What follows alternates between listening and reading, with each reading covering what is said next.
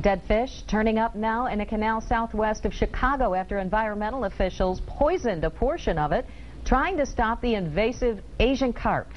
We've been telling you about the ecological devastation these fish could cause in the Great Lakes, and tonight 24-Hour News 8's Tony Tagliavia is live along the Grand River to talk about the real threat posed by these fish. Good evening, Brian. We talked often about the impact that these fish could have on the Great Lakes, but in fact, the greatest impact could be seen on rivers, including ones here in West Michigan like the St. Joseph, the Kalamazoo, and right here along the Grand. Rivers like the Grand River would potentially be good habitat for silver or bighead carp. And what happens when they thrive in those rivers? Work on these problems. We caught up with Carl Ruetz. He's an associate professor at Grand Valley State University's Annis Water Resources Institute. Silver carp especially can reach really astronomically high densities. They're a threat to boaters. You know, I'm sure a lot of folks have seen the videos where they hear boat motors jumping out of the water.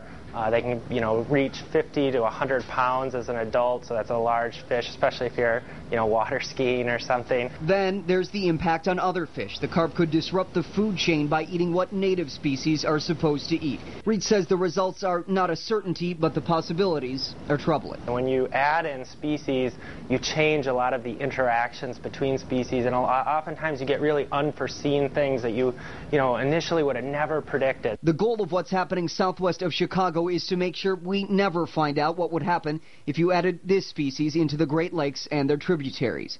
While officials turn off one of two anti-carp electric barriers there for maintenance, they've poisoned a 5-mile-plus segment between the barrier and the Lockport Lock and Dam. There is heightened concern because of the discovery of carp DNA beyond the barrier last month. If those carp do indeed make it into the Great Lakes and overwhelm its rivers, the fish could affect the spawning grounds for salmon and trout, threatening the Great Lakes' $7 billion fishing industry. If they do well in the tributaries, that's still going to indirectly have effects on the lake. Quick update on those fish popping up in that canal southwest of Chicago. Environmental officials there are saying they are seeing dead fish, but not any Asian carp. They say it's a good sign, but not yet a definitive answer that they prevented the fish from entering the Great Lakes. Live along the Grand River, Tony Tagliavia, 24-Hour News 8.